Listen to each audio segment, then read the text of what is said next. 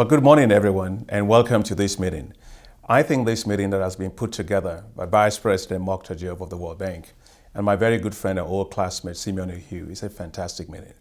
I wish I could join you, but I have another panel that starts exactly at the same time as yours.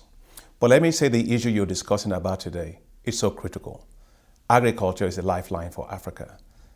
Agriculture today is a place where Africa ought to be making money, not spending money on other people's agriculture.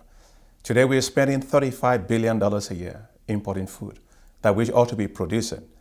And if we do nothing, that's going to rise to $110 billion by 2030. That's not the kind of expenditure Africa should be making. Because when we do that, we decimate our rural areas, we export our jobs, and we actually weaken our own macroeconomies as well. And therefore, I believe that we must totally and radically transform agriculture in Africa.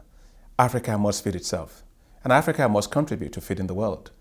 To be able to do that, Africa needs to invest heavily in research, in innovation, and on technologies, the kind of issues you'll be talking about during this meeting. Why do I think this is important? I went to Purdue University, land-grant university in the United States.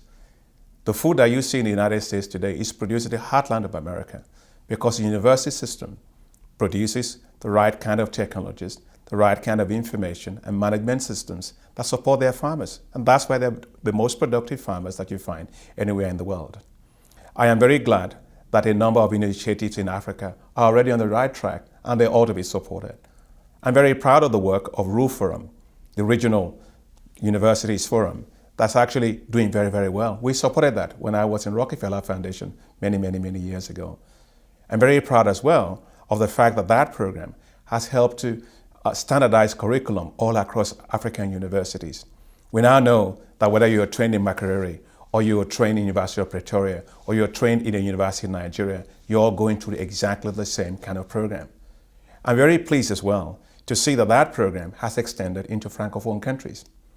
Equally important is the collaborative masters in agriculture and applied economics, which I had the pleasure of having been the one that helped to develop it when I was in Rockefeller Foundation, and it's working. It's also working in Francophone West Africa today with the joint program on the Doctoral Troisième Cycle program, which a great friend of mine, an old classmate of mine, is also running at the University of Burkina Faso, Professor Kimsi Savadogo. All these kind of programs are the kind of programs that allows us to make university education in Africa world-class. It allows us to share curriculum all across. It allows us to be able to ensure that any degree offered in a given university will be acceptable all across the other universities.